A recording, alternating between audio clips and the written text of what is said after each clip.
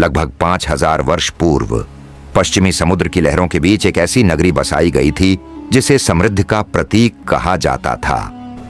विशाल द्वार, ऊंचे प्रासाद, कीमती रत्नों से जड़ी संरचनाएं और योजनाबद्ध सड़कों वाला वह नगर अपने समय से बहुत आगे माना जाता था। कहा जाता है कि उसकी भव्यता इतनी थी कि आधुनिक महानगर भी उसके सामने फीके पड़ जाए।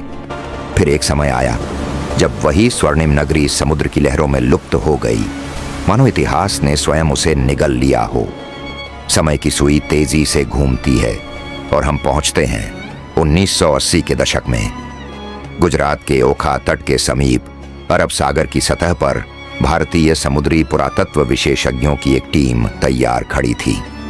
उन्हें अंदाजा भी नहीं था कि कुछ ही क्षणों में वे उस रहस्य से सामना करने वाले हैं जो सदियों से केवल ग्रंथों तक सीमित था। जैसे ही गोताखोर समुद्र की गहराई में उतरे, रेत और चट्टानों के बीच उन्हें असामान्य आकार दिखाई दिए।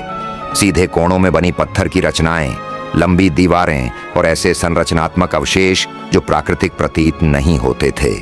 प्रश्न उठने लगा, क्या यह वही द्वारका हो सकती है जिसका वर्णन महाभारत और हरिवंश में मिलता है? Doctor S.R. राव और उनकी टीम ने विस्तृत समुद्री सर्वेक्षण किया। प्रारंभिक निष्कर्षों ने यह संकेत दिया कि समुद्र तल के नीचे संगठित मानव बसावट के प्रमाण मौजूद हैं। पत्थर के लंगर, खंभे, दीवारों के अवशेष और पुरानी कलाकृतियां इस ओर इशारा कर रही थीं कि यह क्षेत्र कभी सक्रिय बंदरगाह रहा होगा। द्वारका की कथा केवल पुराणों में नहीं मिलती, बल्कि श्री कृष्ण के जीवन से भी गहराई से जुड़ी है। जब मथुरा पर बार बार आक्रमण होने लगे, तब समुद्र तट पर एक सुरक्षित और सुदृढ़ नगरी बसाने का निर्णय लिया गया। कथा के अनुसार समुद्र से भूमि प्राप्त कर भगवान विश्वकर्मा ने इस नगर का निर्माण किया। विशाल द्वारों के कारण इसे द्वारका कहा गया, अर्थात द्वारों का नगर। इस नगरी की संरचना समुद्री व्यापार के अनुकूल थी।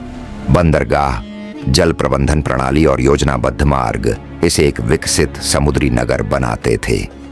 धार्मिक ग्रंथों में वर्णित महलों और उद्यानों की भव्यता इसकी सांस्कृतिक उन्नति को दर्शाती है, किंतु हर उत्कर्ष के पीछे अवसान की छाया भी होती है।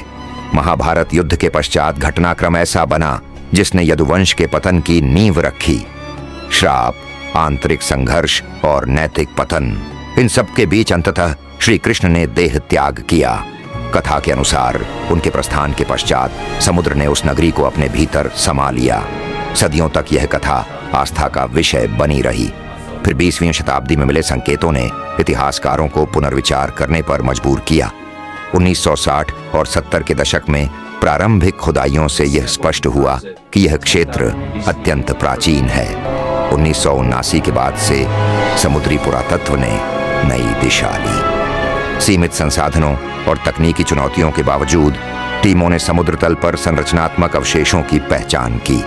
1983 से 1990 के बीच अनेक अभियानों में दीवारें, स्तंभ, पत्थर के लंगर और प्राचीन वस्तुएं प्राप्त हुईं।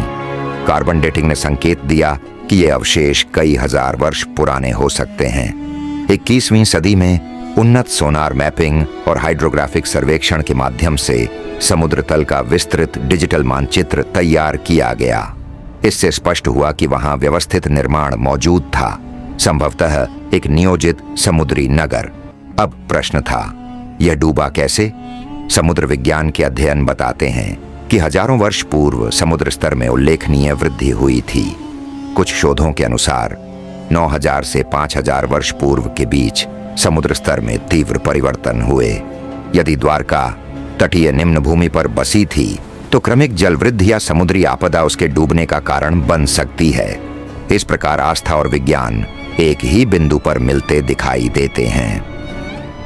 धार्मिक कथा समुद्र में विलय की बात कहती है, जबकि भूगर्भीय अध्ययन समुद्र स्तर वृद्धि की संभावना दर्शाते हैं।